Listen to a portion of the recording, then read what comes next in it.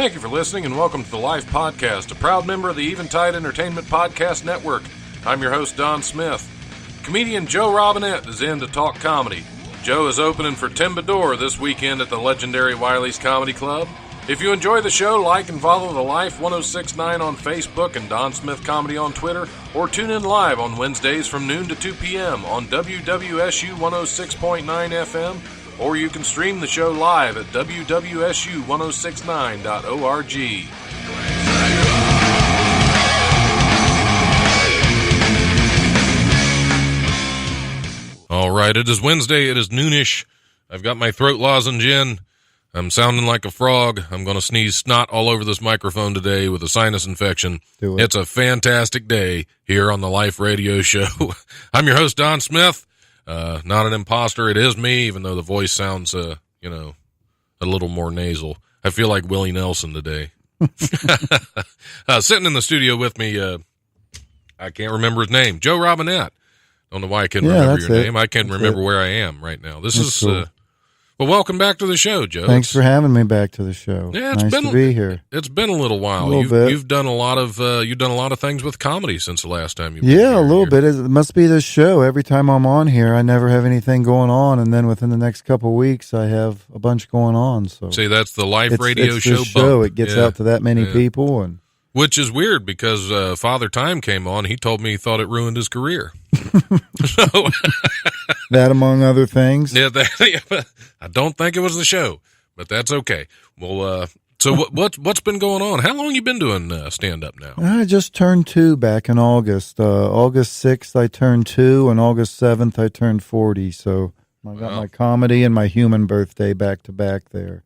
Yeah.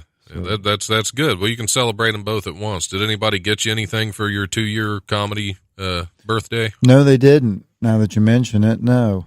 I did get to, I got to headline a Sunday Comics on the date of the 2-year anniversary. So that was kind of cool. Yeah. There might have been 12 people there. I think that's one thing I've found is the hardest thing about doing comedy is getting people to come to shows. It's a little bit, I don't know. It's like people think it's like if you're learning guitar or something, it's not like I'm asking you to come sit in for guitar lessons with me. It's like, right. You'll still we've established something at this point. It's tough to get people to come out. It is, and that's usually when you're first starting out, you'll have about 20 people say, "Well, tell me when your next show is. I'll be there." And then out of those 20 people, 1 or 2 might show up if you keep hassling them. Yeah, it's so much fun trying to get people out to your shows. Yeah, it has been pretty frustrating. I found that the one thing that does work is a van Toiline. And chloroform. Yeah, or Toiline. Yeah. So I guess it just depends if you want them to wake back up or not. Yeah, that's true. Well, you want them to be at least semi-awake for your set. Right. They don't have to be fully awake. They still have to be groggy enough to laugh at anything. Yeah, just to make some noise. Right. Yeah, so you know that they're still there and they haven't passed away during your set. Because comedy can be killer. That'd be a pretty cool distinction, though, if you actually killed somebody during a set. Yeah. Well, I guess it depends on how you killed them. Yeah. I'm sure that's probably happened before. Some comic on stage gone nuts, and I could see that happening. I used to really worry about some of the, Andy. Yeah. I miss Andy. Some people don't. I miss Andy. I always liked him. He was nuts. Well, I got a friend request from Herman Tweedbuckle today, and I always thought that was Andy's alter ego, but maybe not. Really? As I assume Andy is still this time. No, I've heard the name Herman Tweedbuckle. I'm not sure exactly who that is. Fake Facebook profile that's friends with a lot of Dayton comics. Oh, okay. Yeah. So he is fake. It doesn't actually exist. Right. Well, the profile exists. We just don't know who it is. So. Maybe it was passed on. Maybe it might have been. It might have been like the Dread Pirate Roberts, like was Wesley in the beginning of Princess Bride. And then he passed it on to the other fella, Inigo Montoya, I believe. Yes. Inigo. Yeah. Great movie, by the way. Yeah, it is. See, I think it's funny when I first got married, or when I first started dating my wife before we got married, that was one of the first movies I made her watch. Did she like it? She thought I was the biggest sissy. Before she watched it, she thought it's a movie called The Princess Bride, and here's a guy telling me to watch it. It's a fantastic movie. Yeah, it is. But doesn't say it's not a macho name. Right. So yeah, she thought there was something wrong right off the bat. And then I made her watch The Jerk, and she knew something was wrong with me. What'd she think about The Princess Bride afterwards, though? Did she like it or no? She will never tell me that she liked it. But I know she did. Right, I know she did because she's watched it again by herself. Okay. Yeah. Nice. So it's like, yeah, I knew it. Make fun of me. Yeah. John Morris was doing a movie review for a couple weeks, and that was one of the ones I chose. And he said, didn't sit well with him. I guess maybe it's a generational thing. I guess that's a classic. Yeah, it is. And if John doesn't like it, who the heck is he? Right. I'll have word with him later. He's a juggalo, so I'm not sure how much exactly. his opinion is weighted. Yeah, if you're an ICP fan, that automatically disqualifies your opinions on most Lots things. of things. Yeah. Other than Fago or Fanta, whichever. Right. So you get to MC this week. Yep, hosting at Wiley's again for Tim Bador and Tabari McCoy, I believe, yeah. That'll be a great show. Yes, it will. Yes. Tabari's called into the show a couple times. I haven't been able to get him in the studio, but he's called in a couple times. I think I've met him. I just don't remember, but I think I've met him. Yeah, he's hilarious. Is he like I said, it's going to be or a great lineup this weekend. Is he a Cincy guy or?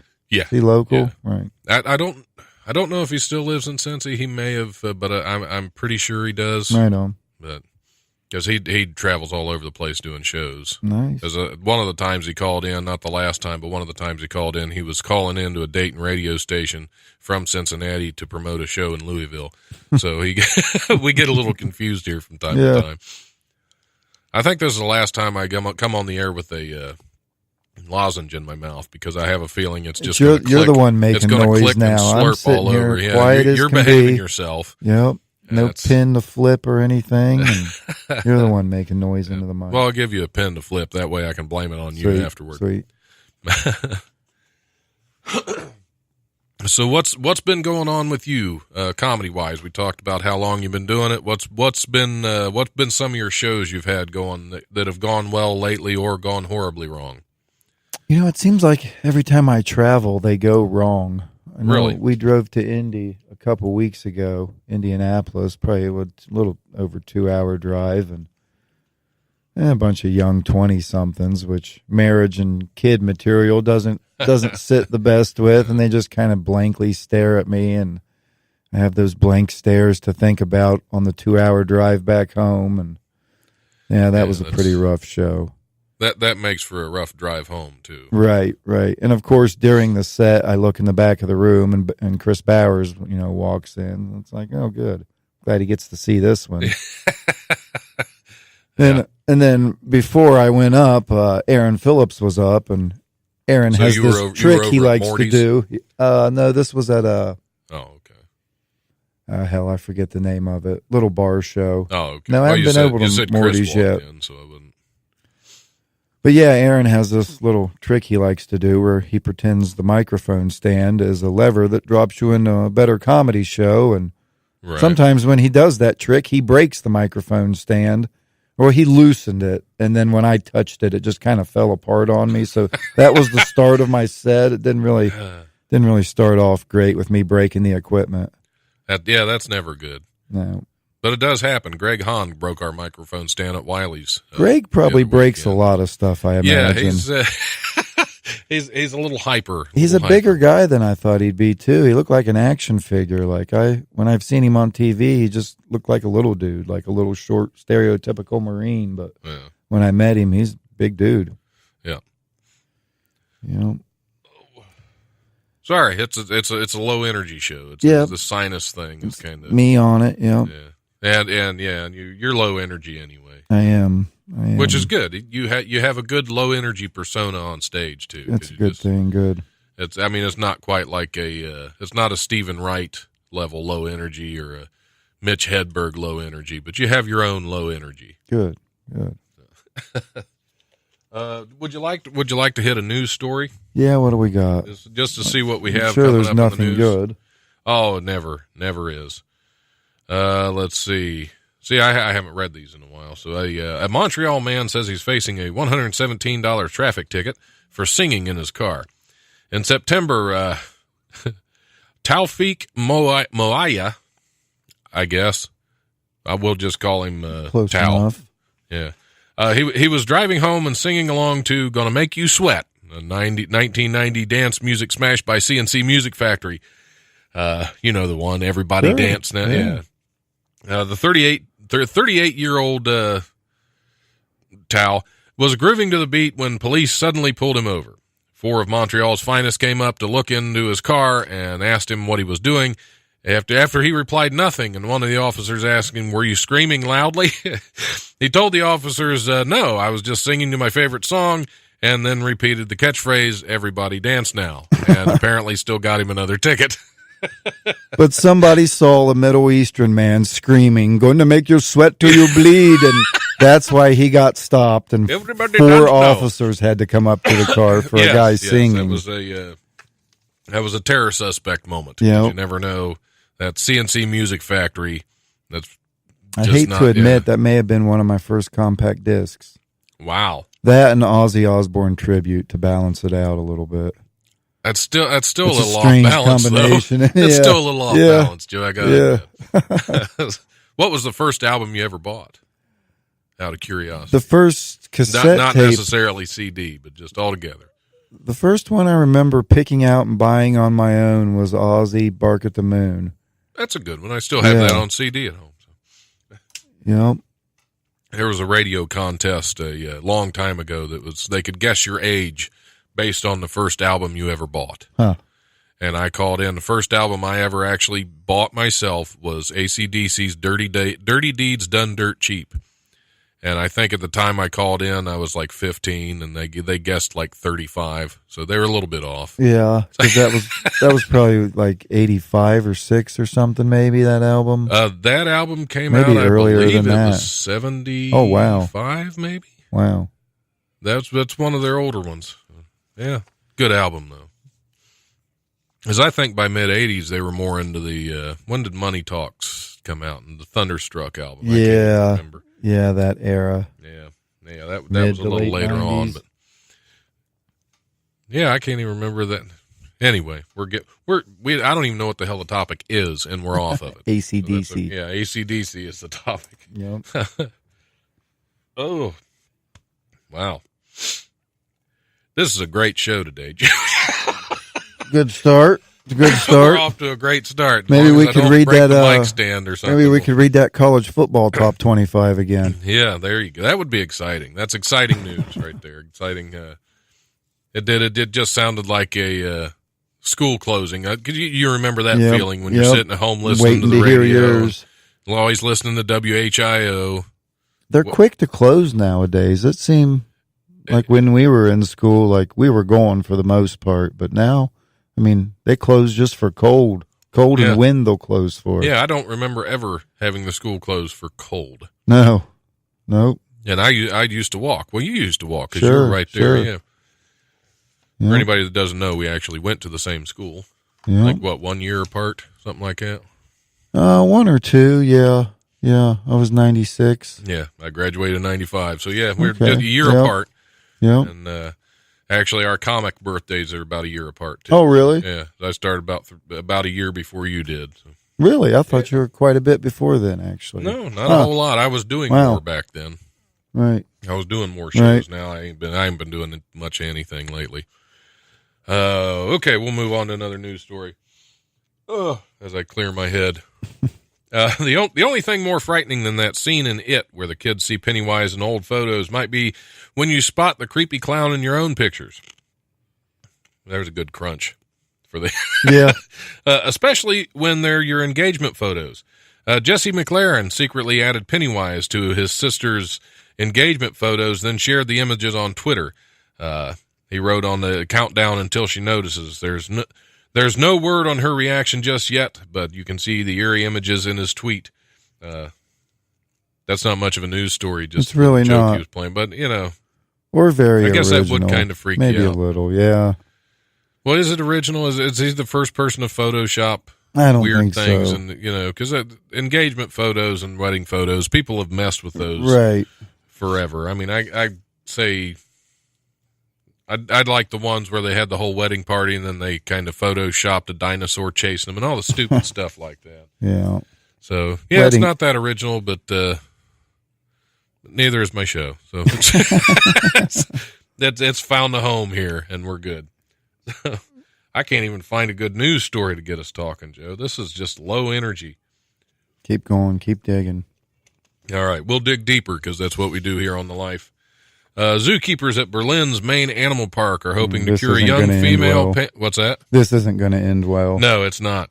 It's at a zoo in Berlin. Zookeepers at Berlin's main animal park are hoping to cure a young female panda's habit of walking backwards by introducing her to one of life's most precious pleasures, sex. They plan to introduce the 4-year-old Ming Ming to Zhaoqing, a panda 3 years her senior, in the hope that romance will help her with the frustrations associated with life in captivity that could be behind her weird habit. Ming Ming is in puberty, according to zoo director Andreas Knierman. Whatever that is, I don't know. The reverse walk is a protest against things she dislikes, be it food or her caregivers. So apparently we have a backwards walking panda protesting things she don't like, and they're going to try to get her having sex, which hopefully billions of dollars we spend globally just trying to get pandas to do panda stuff. Right. I don't know why. It's an odd creature that we have to spend millions just to try and get him to mate or to walk forwards. Maybe just let him go. Well, yeah, eventually, if she's walking backwards all the time, eventually she's going to run into something and take care of the problem herself of mating. Yeah, she'll figure it out. Yeah. She'll back it right, back that up. That's what. Yeah. Actually got flipped off by a panda yesterday. Flipped off by a panda? Yeah.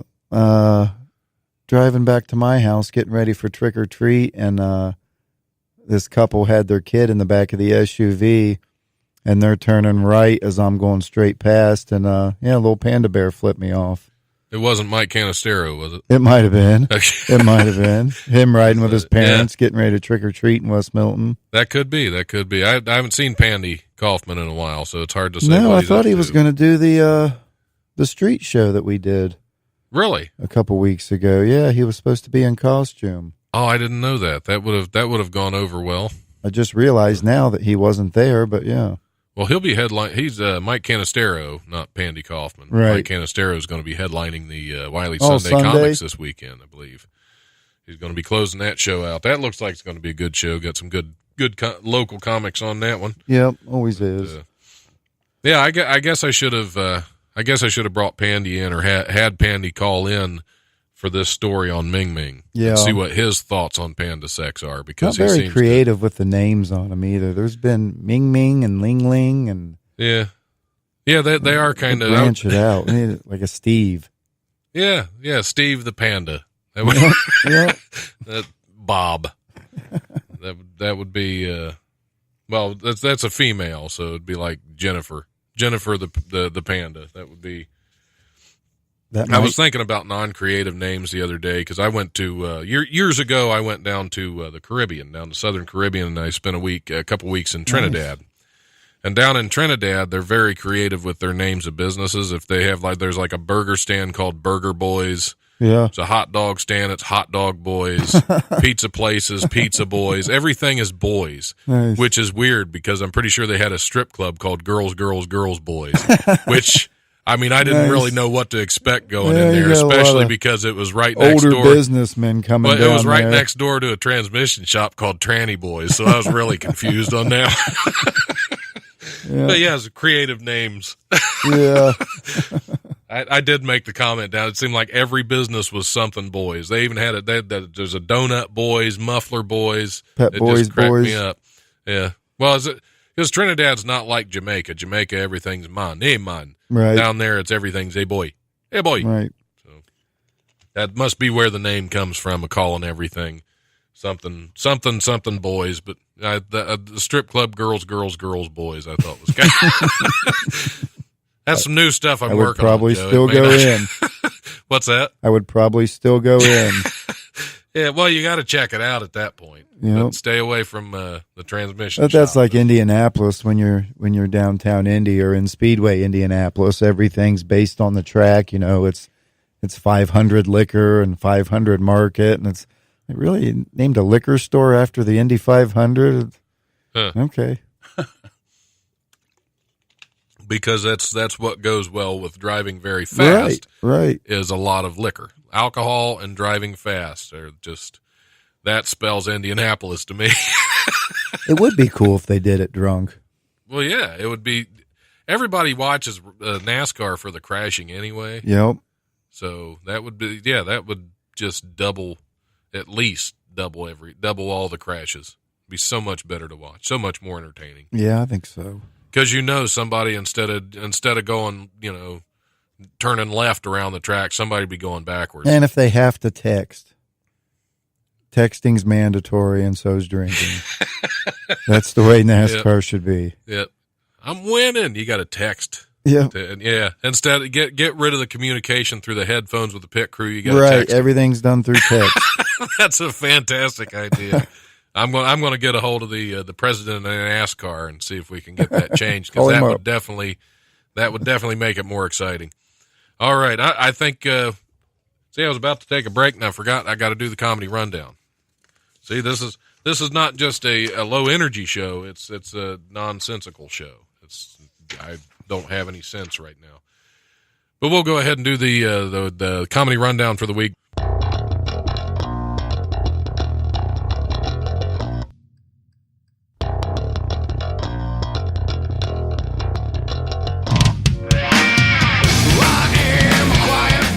Here's this weekend's comedy rundown, brought to you by the legendary Wiley's Comedy Club at 101 Pine Street in Dayton's historic Oregon District. Call 224-JOKE or go to wileyscomedy.com for all the best in Dayton comedy. Friday through Sunday, November 3rd through the 5th, Dan Cummins is at the Dayton Funny Bone at 88 Plum Street at the Green. Friday and Saturday, November 3rd and 4th, Tim Bedore is at the legendary Wiley's Comedy Club at 101 Pine Street in Dayton's Oregon District, along with feature Tabari McCoy, and MC for the night is going to be Joe Robinette. Sunday, November 5th, the Comics Hangs at Wiley's Comedy Club. That starts at 5 p.m., followed by Wiley's Sunday Comics. That show starts at 8 with all your favorite local comics. And Monday, November 6th is Comedy Night at Rocky's Pizza Ring at 3273 CJ Drive in Beaver Creek. Show up at 8 p.m. for some of Dayton's best comedy and the best pizza you can find. That is it. As always, check out wileyscomedy.com and DaytonFunnyBone.com for details and tickets to upcoming shows. Also, be sure to check out Unwritten Podcasts from Dayton Writers Movement, available at unwrittenpodcast.com.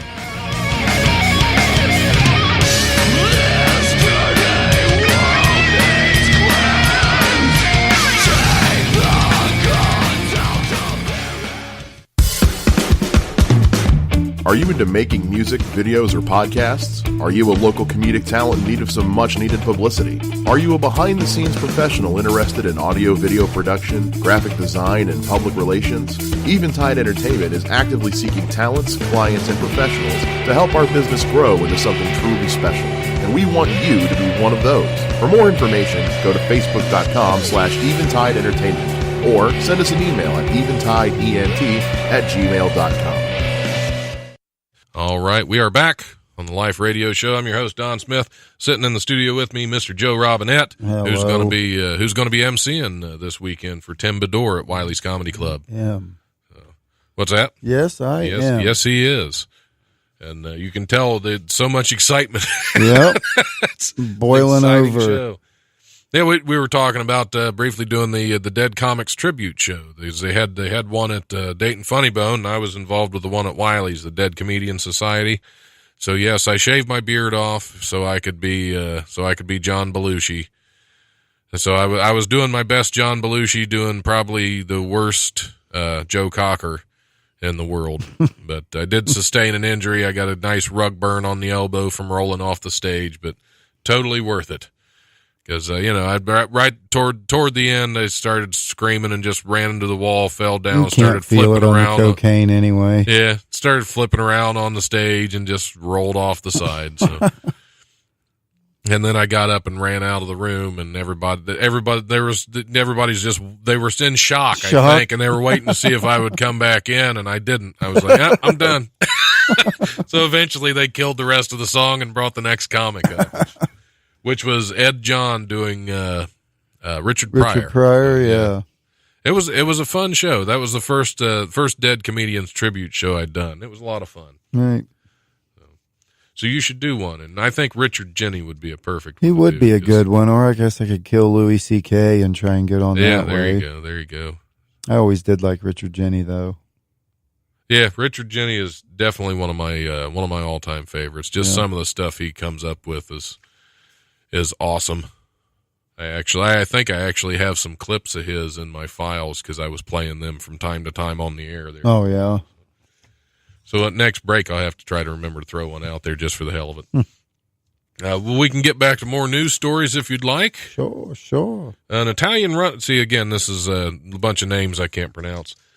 An Italian runner staged a memorable marathon win on Sunday after a major mistake by race officials.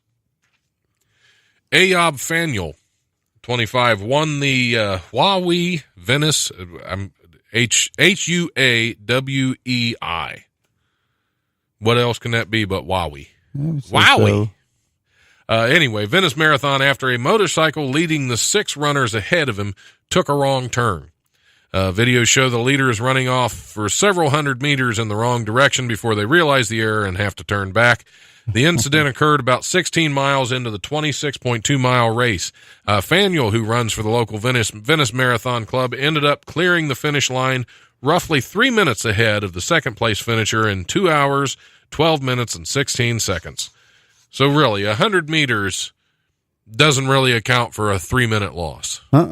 So I think he would have won anyway, because there was some controversy on whether or not they would consider his win official. He ran extra, though, didn't he? No, he didn't. Oh, he didn't. He didn't. The other guys He wasn't led astray by the motorcycle. Right. He actually went the right direction. Maybe they were just that 100 meters took so much out of him that it was the worst episode of Greatest Race ever. Yeah, because technically it would have been 200 meters. Yeah. Because 100 one way and you'd have to run 100 back to get back on the right track again. So, that would ruin your day. But still, a 3-minute loss. He won by 3 minutes, so I really don't know. He should have took the car. Yeah, he should have. It would have been a lot easier. At least he hopped on a motorcycle. Then if he went the wrong way, right, been fine. But yeah, that's why I don't run races, because you never know when you're going to be led astray, by a rogue motorcycle. Or I just wonder explode. how much the winner of the race paid that guy driving the motorcycle to run him the wrong direction, because he knew. It was just the first 6 runners that ran off the wrong direction. He knew, so he was number 7, thinking, "I got this." Or he just followed the signs that said this way, and just kept running that way. Yeah, that's what it was. It was a race. It was in Venice, so the signs were written in Italian, and he was the only one local that could read it. The rest of them went the wrong direction. They should have at least had the motorcycle driver leading. Would you really need a pace motorcycle in a foot race? It's probably more of a Vespa. They say motorcycle, but I'm imagining Vespa.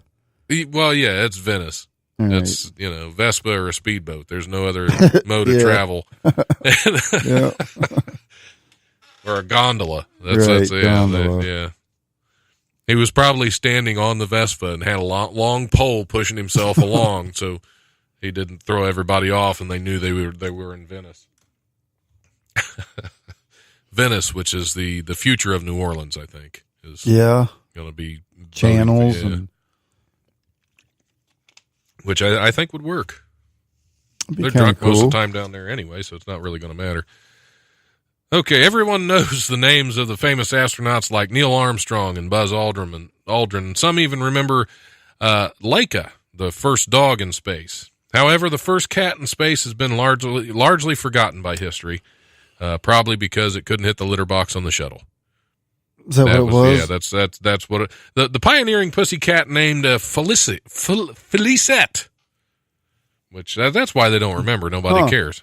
It's Felicette. Anyways, was shot into space 54 years ago this week from a base in the Sahara Desert by the, it's a French version of of NASA. Well, it's French. And French is really known for their space program. Oh yeah, that's really it's the I ain't even going to try it. Felicette was picked out of a group of about a dozen cats because she had the best reaction to a series of tests that included a spin in a centrifuge. Because when I'm testing a cat, that's the first place I want to put it. I would like to see the video of these tests. They're bound to have been released by the French government by now. It's kind of like, I mentioned the movie The Jerk earlier, cat juggling. That's right.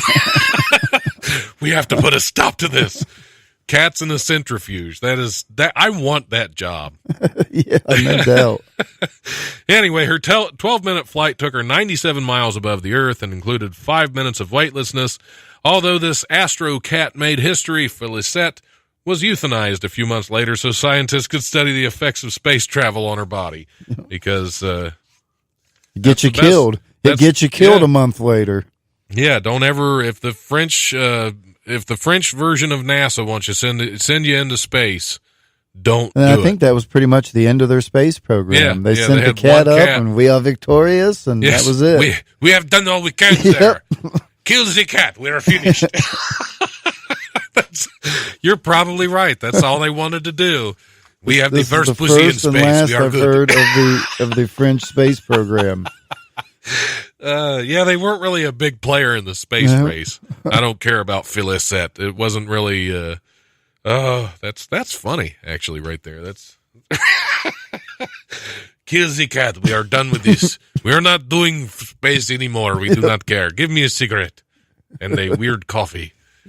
Going back to desserts. Yes. So go back to the desserts and forget about the cats in space. Cats in space.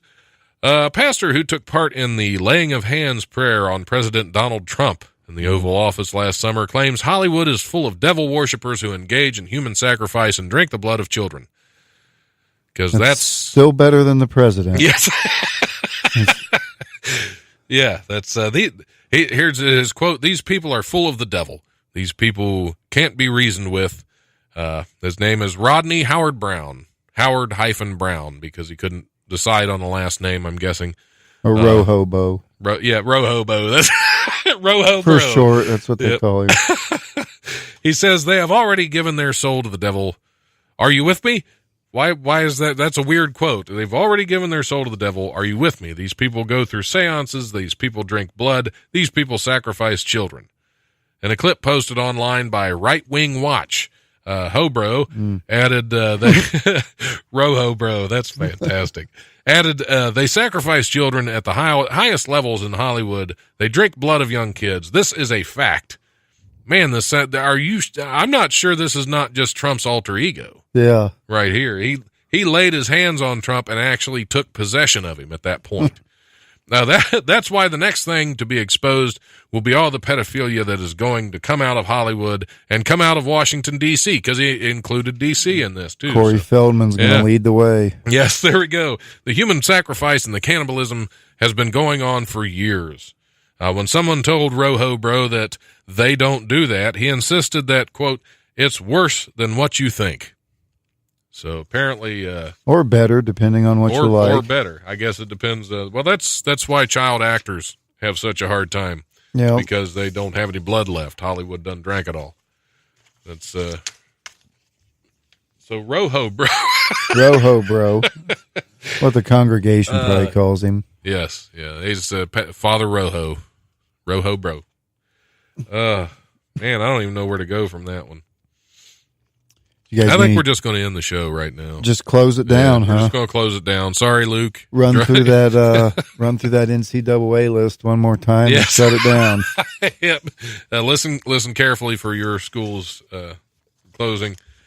The power rankings. The Windy City is still the rattiest city, according to an informal study, because that's the only kind we have here. For the third straight year, Chicago topped U.S. metro areas and pest control company Orkin's top 50 rattiest cities released this week. Orkin ranked cities by the amount of rodent treatments the company completed in the year that ended September 15th. Now, that's kind of strange. Yeah. See, Orkin's ranking these by the amounts of treatments they do. Right. So they really don't have a lot of faith in their own work. They need to do body count. Right. If you're going to do an accurate well, you need to know how many are there. If you're right. going to say there are 5 million rats in this city, don't say that because you went out to kill them right. and failed. Yeah, because you've treated one house right. 4 times. Yeah. Right. Yeah. Right. I think there's a lot of double counting going on in there. I think we're still the bed bug capital, though. So. Oh, yeah. Well, why not? Yeah. Because they don't have anything that kills them anymore except for heat. That's why I don't have air conditioning in my home. I get rid of them every summer. No air conditioning? Well, I have a window unit. Ooh. I'm cheap. Ooh. I usually don't turn it on very often. Either. Wow. Yeah. I just sweat. We keep ours about 67 year round, wow. whether heater or cool.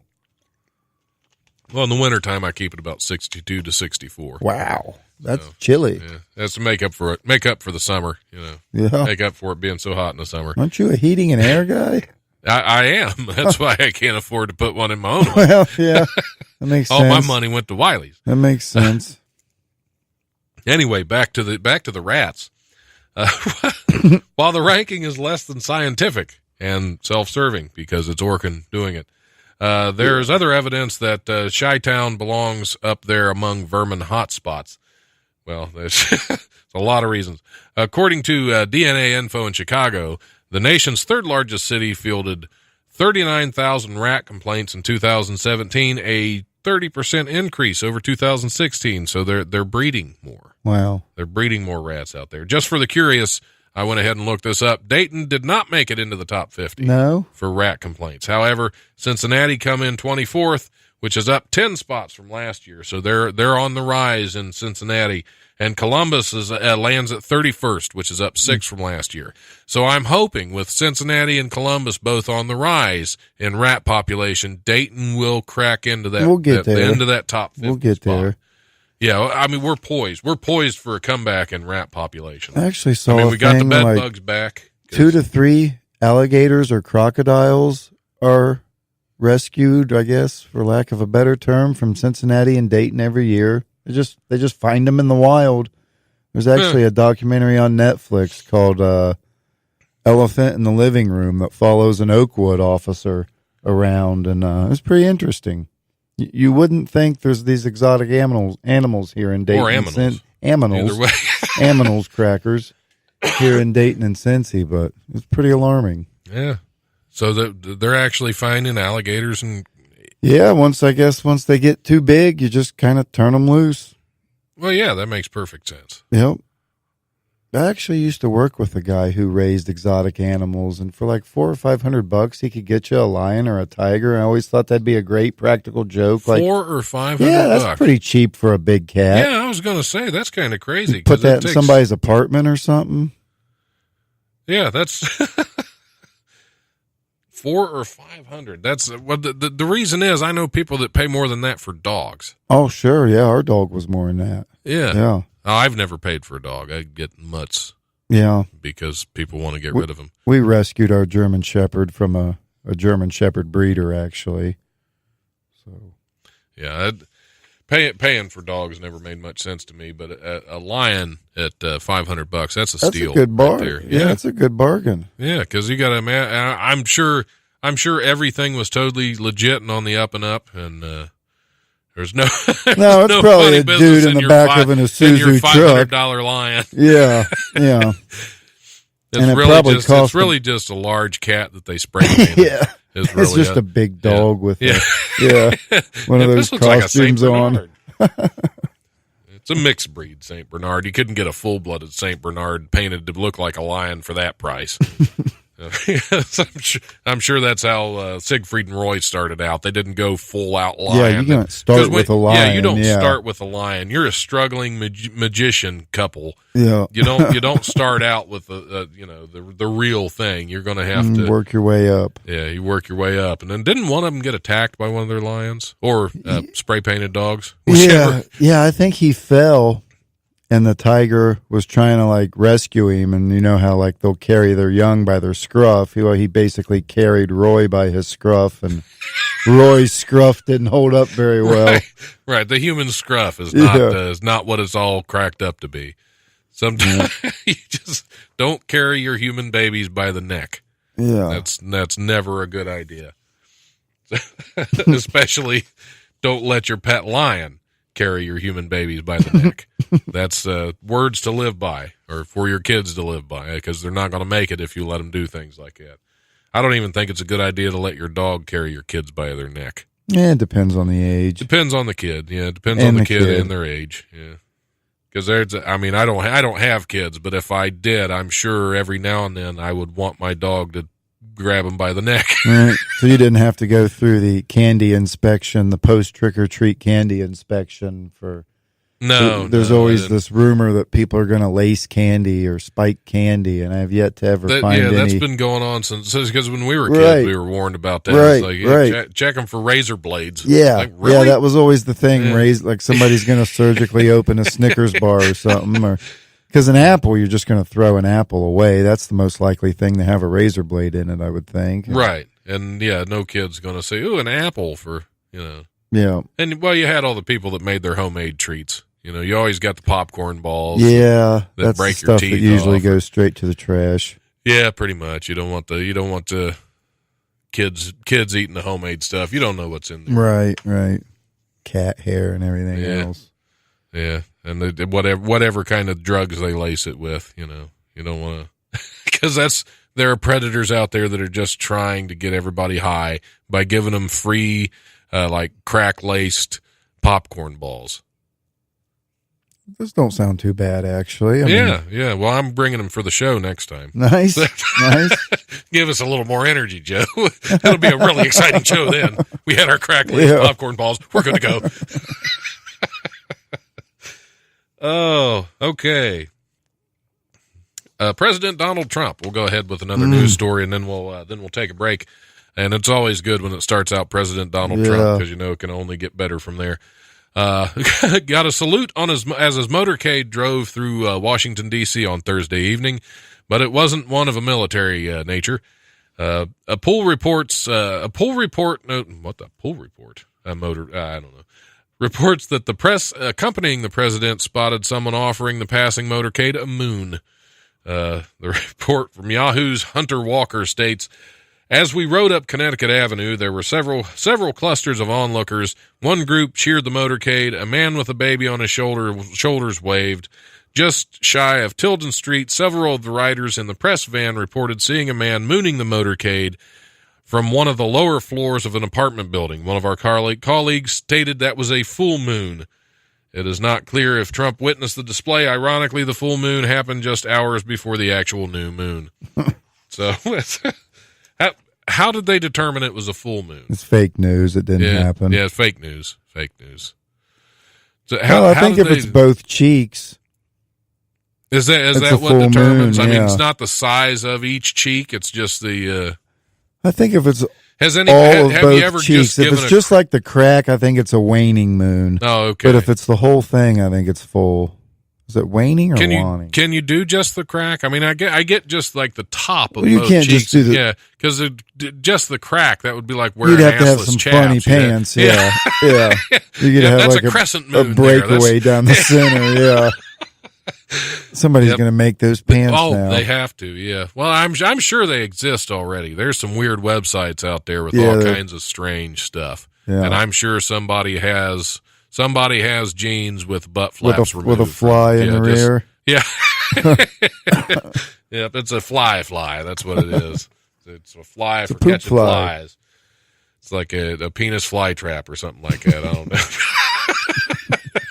That's terrible. On that note, I think I'm just going to resign. No, we're going to shut it down. Shut her down. We're finished. I'm going to play a little more Potter's Field. Let me pick a song. Fell from Grace. I think that's fitting. I think that's very fitting for this show right now. So we're going to play that, and we will be back here shortly with Mr. Luke Capasso.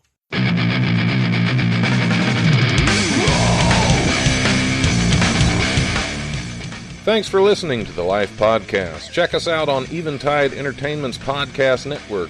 Remember, if you want to listen live, we're on Wednesdays from noon to 2 p.m. on WWSU 106.9 FM, or you can always stream the show live at wwsu1069.org.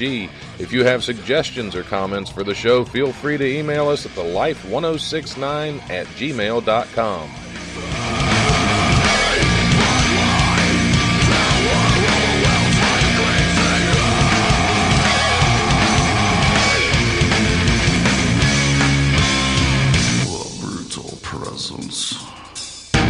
Overwhelms me.